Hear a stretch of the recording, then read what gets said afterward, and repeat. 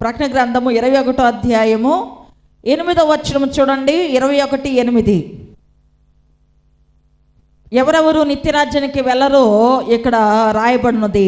పిరికి వారును, అవిశ్వాసులను, అసహ్యులను, నరహంతకులను, వ్యభిచారులను, మాంత్రికులను, విగ్రహారాధికులను, అబద్ధికులందరూ అగ్ని గంధకములతో మండు గుండములో పాలు పొందుదురు.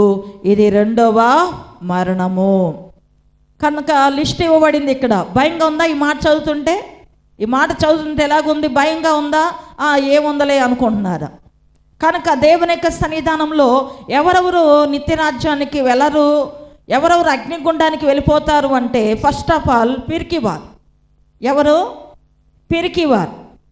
పిరికివారు అంటే ఎవరు అంటే, ఈ లోకములో శ్రమలు ఉన్నాయి కాబట్టి ఆ శ్రమలో బ్రతకలేక, ధైర్యం చాలక మరి వాళ్ళు పిరికితనముతో ఉరి వేసుకోనో, మందులు మింగో, ఏదో మరి ఆత్మహత్య చేసుకుని చనిపోయేవాళ్ళు.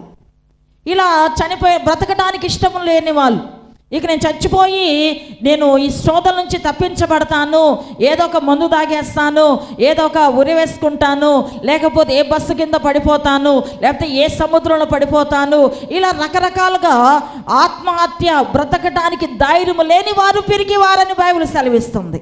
అలాంటి వాళ్ళు ఎక్కడికి వెళ్ళిపోతారు? నరకానికి వెళ్ళిపోతారు. పిరికివారు ఎక్కడికి వెళ్ళిపోతారు? నరకానికి వెళ్ళిపోతారు. కనుక ఆత్మహత్య చేసుకున్నవాడు పరలోక రాజ్యానికి వెళ్ళరు. ఎంత చర్చికి వచ్చిన, ఎంత పరిశుద్ధముగా జీవించినా సరే వాళ్ళు ఆత్మహత్య చేసుకున్నారంటే, ఒకటి వారికి ఆత్మహత్య చేసుకోవాలని ఆలోచన వస్తేనే చాలు నరకానికి వెళ్ళిపోయాము ఆలోచనలు వచ్చేసినట్లు లెక్క. 1వ క్లాస్ నుంచి 10వ క్లాస్ దాకా వచ్చి 10వ క్లాసులో నేను చచ్చిపోతే బాగుండు, నేను ఇంకెందుకు బ్రతికేది అనుకుంటే చాలు, నువ్వు 1వ క్లాస్కి వచ్చినట్లు లెక్క ఆత్మీయ జీవితంలో. కనుక దేవుని యొక్క సన్నిధానంలో నా ప్రియమైన దేవుని బిడ్డలారా, మనము చావాలి అనేటటువంటి అపేక్ష ఉంటేనే నరకంలోనికి వెళ్ళిపోవటానికి నీవు మార్గములు తెరుచుకుంటున్నావు. అవిశ్వాసులను, రెండవది ఎవరు? అవిశ్వాసులు. దైవ సేవకులు ప్రార్థించారు, దేవుడు సహాయం చేస్తాడు. నేను ప్రార్థన చేస్తాను, దేవుడు సహాయం చేస్తాడు. దేవుని యొక్క ఉన్నతమైన నామములో మనము ప్రభుని ఆశ్రయించాం, ప్రభు సహాయం చేస్తాడు. ప్రభు చెప్పాడు కదా ఆయన సహాయం చేస్తానని. అనే విధముగా మనం ఉండాలి, లేకపోతే అవిశ్వాసం లెక్క అయిపోతాం. దేవుని యొక్క సన్నిధానంలో అవిశ్వాసులను, అసహ్యులను. ఎవరట? అసహ్యులు అంటే ఎవరు? దేవునికి నచ్చని కార్యములు చేసేవారు, దేవునికి నచ్చదు. తర్వాత నరహంతకులను. నరహంతకులు ఎవరు? మనిషిని ప్రాణంతో ఉండగానే చంపే మాటలు మాట్లాడే వాళ్ళు కూడా నరహంత. నీ మాట వలన మిగతా వారు బాధపడుతున్నారా, లేకపోతే నీ మాట వలన వాళ్ళు ఆదరించబడుతున్నారా? నీ పోకిరి మాట వలన మిగతా వాళ్ళ హృదయంలో గుచ్చుతున్నావా? ఇది కూడా నరహత్య. నరహంతకులను. తర్వాత వ్యభిచారులను. వ్యభిచారులంటే మరి ఒక స్త్రీని, వాళ్ళ సొంత పురుషుని విడిచి వేరే వాళ్ళని విడిచేది, అది కూడా ఒక వ్యభిచారమే.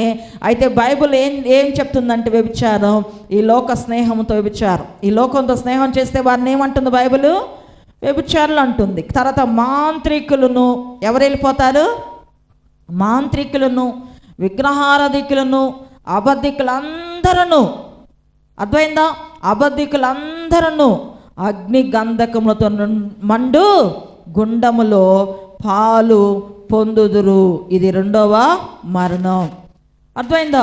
కనుక అబద్ధాన్ని మనం ఆశ్రయించకూడదు. అబద్ధాన్ని చెప్పడానికి మనము ఆలోచన చేయకూడదు. అది తాత్కాలికంగా మనల్ని కాపాడొచ్చు, కానీ అది తర్వాత మనల్ని ఇబ్బంది పాలు చేస్తుంది.